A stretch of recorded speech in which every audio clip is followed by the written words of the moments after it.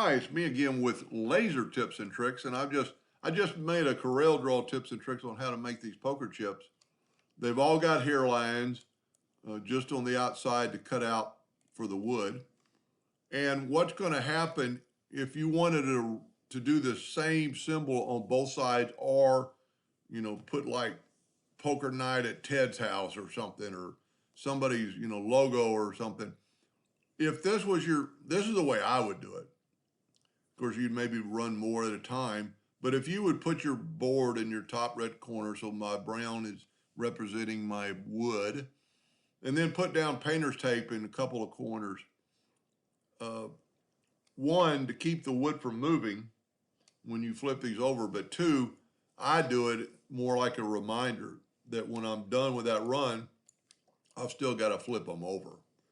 So then just take them and take the pieces with, I take a piece of double-sided or the blue tape and roll it over where it's like two-sided.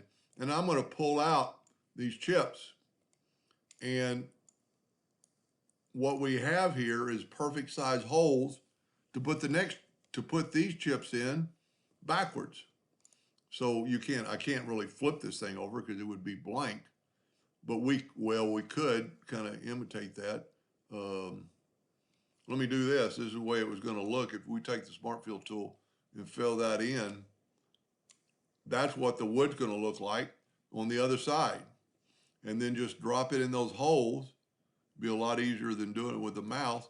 And then you don't have to cut it. You're just going to raster or engrave the backside because it's already been cut out.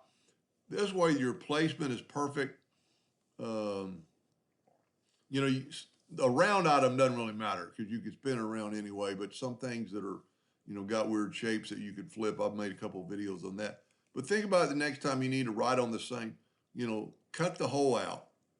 And the good thing about it, let's say you forget and you come back later and you made a bunch of these for just one side and you've thrown away this piece of wood, and even then your laser might be off. Well, just vector cut you 4 round holes that are, that size, whatever you make them, that's 3.179. And then you could just put those same chips back in there and your laser will be definitely online at home. There's just several ways you could do it with some crosshairs that I've got videos on. But that'd be the way to write on the other side. Hope that helped. Thank you for watching.